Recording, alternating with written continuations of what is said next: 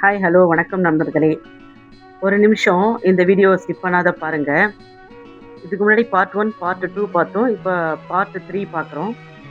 உங்க வாழ்க்கையில ஒரு சின்ன மாற்றம் கொண்டு வரணும்னா, இன்னைக்கு இருந்து ஒரு புதிய வார்த்தைய நீங்க அதிகமா பயன்படுத்தணும். அந்த வார்த்தை தாங்க நன்றி. நன்றி சொல்றது எவ்வளவு பெரிய விஷயம். ஏன்னா, நம்மகிட்ட இருக்கிறத நாம மதிக்க ஆரம்பிக்கிறதே இந்த ஒரு வார்த்தையிலிருந்து தான். ஒரு எக்ஸாம்பிள் சொல்றேன் பாருங்க. காலையில நாம அலாரம் வச்சிருப்போம். அலாரம் அடிக்கும்போது என்ன பண்றோம்? ஐயய்யோ! இன்னும் கொஞ்ச நேரம் தூங்கலாமேன்னு நெனைக்கிறோம். ஆனா, ஒரு நிமிஷம் யோசிச்சு பாருங்களேன். அது வந்து இன்னொரு நாளை பார்க்க நமக்கு வாய்ப்பு கிடைச்சிருக்கு. அதுக்கு ஒரு முறை அதுக்கு நன்றி சொல்லுங்க. உங்க மூடே மாறிவிடும். இன்னொரு விஷயம், உங்க அம்மா சாப்பாடு போடுறாங்க. சாப்பாடு சாப்பிட்ட உடனே அவங்க அம்மாகிட்ட ஒரு நன்றி அம்மான்னு ஒரு வார்த்தை சொல்லி பாருங்களேன். அவங்க முகத்துல வர்ற அந்த சின்ன சந்தோஷத்தை நீங்களே பார்ப்பீங்க. அப்போதான் புரியும். நன்றி சொல்றது ஒரு வார்த்தை இல்ல. அது ஒரு ஃபீலிங் அப்படின்னு. நம்ம வாழ்க்கையில என்ன பிரச்சனை தெரியுமா? நமக்கு என்ன பண்ணினாலும் நன்றி சொல்லுங்க. நம்ம கூட கஷ்ட நேரத்துல நின்னாலும் நன்றி சொல்லுங்க. நம்மள ஊக்கப்படுத்துறவங்களுக்கு நன்றி சொல்லுங்க. முக்கியமா நம்ம வாழ்க்கையில இருக்கிற அம்மா, அப்பா, மனைவி, நண்பர்கள், நமக்காக உழைக்கிற எல்லோருக்கும் நன்றி சொல்ல கத்துக்கோங்க. அது மட்டும் இல்லைங்க. காலையில எழுந்ததும், இன்னைக்கு ஒரு நல்ல நாளுன்னு நன்றி சொல்லுங்க. சாப்பிடும்பொழுது இந்த உணவுக்கு நன்றின்னு நினைச்சுக்கோங்க. படிக்கும்போது படிக்க ஒரு வாய்ப்பு கிடைச்சிருக்கு அப்படின்னு நன்றி சொல்லுங்க. ராத்திரி தூங்கும் போறதுக்கு முன்னாடி இன்னைக்கு நடந்த எல்லாத்துக்கும் நன்றின்னு சொல்லிவிட்டு தூங்குங்க.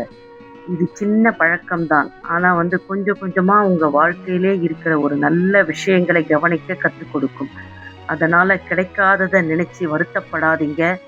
கிடைக்கிறத நினைச்சு நன்றி சொல்லுங்க. இதுதான் வெற்றியாளர்களோட சின்ன சின்ன நல்ல பழக்கங்களில் ஒன்று.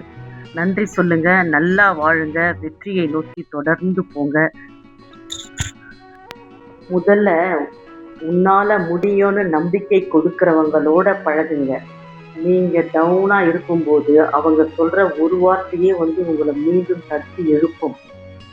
செகண்ட் வந்து உங்க கனவுகளை வந்து கேலி பண்றவங்கள விட, சரி முயற்சி பண்ணி பாரு அப்படின்னு உனக்கு ஒரு சப்போர்ட் குடுக்குறாங்க இல்லையா? அவங்க கிட்ட பழகுங்க. அப்புறம் நீங்க தப்பு பண்ணும்போது சும்மா தலையாட்டிட்டு அவங்க பாட்டு இஷ்டத்துக்கு போகாம, நீ தப்பு பண்ற, இதுல தப்பு இருக்கு அப்படின்னு சொல்லிட்டு உன் தப்ப யாரெல்லாம் திருத்துறாங்களோ, அவங்க கூட பழகுங்க. எப்போ பார்த்தாலும் நெகட்டிவா பேசுற கூட்டத்துல இருக்கவே இருக்காதுங்க. நம்ம மைண்ட் செட்டே கொஞ்சம் கொஞ்சமா மாறிடும். அதே மாரி உங்கள விட ஏதாவது ஒரு விஷயத்துல முன்னாடி இருக்கிறவங்களோட பழகுங்க. அவங்க அனுபவத்துல இருந்து நாம நெறைய விஷயம் சீக்கிரமா கத்துக்கலாம். நீங்க ஜெயிக்கும்போது மட்டும் இல்ல, நீங்க தோற்கும்போது கூட உங்க கூட நிக்கிறவங்களை கண்டிப்பா மதிக்க. அவங்க தான் உண்மையான மனிதர்கள். உங்க நேரத்தை, உங்க கோலையும் மதிக்கிறவங்களோட பழகுங்க. வா போலாம்ன்னு இழுக்கிறவங்கள விட, முதல்ல உன் வேலையை முடின்னு சொல்றவங்க நல்ல இன்ஃப்ளூயன்சர். உங்களை பார்த்து பொறாமைப்படாம, நீங்க முன்னேறும் பொழுது உண்மையா சந்தோஷப்படுறவங்களோட இருங்க.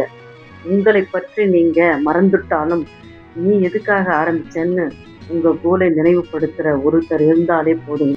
பார்ட் 3 முடிஞ்சிருச்சு. இந்த 3 பார்ட்டையும் பொறுமையா பார்த்து, என்னோட இந்த ஜர்னில கூடவே இருந்த எல்லோருக்கும் மனசார பெரிய நன்றி. நான் சொன்ன விஷயங்கள்ல உங்களுக்கு பிடிச்ச ஒரு விஷயத்த ஏதாவது வாழ்க்கையில ஃபாலோ பண்ணி பாருங்க. சின்ன மாற்றமா இருந்தாலும், அது ஒரு நாள் பெரிய மாற்றமா மாறும். இந்த வீடியோ உங்களுக்கு பிடிச்சிருந்தா ஒரு லைக் பண்ணுங்க. உங்க ஃப்ரெண்ட்ஸுக்கு ஷேர் பண்ணுங்க. இன்னும் நிறைய நல்ல விஷயங்களுக்காக சேனலை சப்ஸ்கிரைப் பண்ணிக்கோங்க. அடுத்த வீடியோவில் இன்னும் ஒரு புதிய டாபிக்கோட சந்திப்போம். நன்றி, வணக்கம்.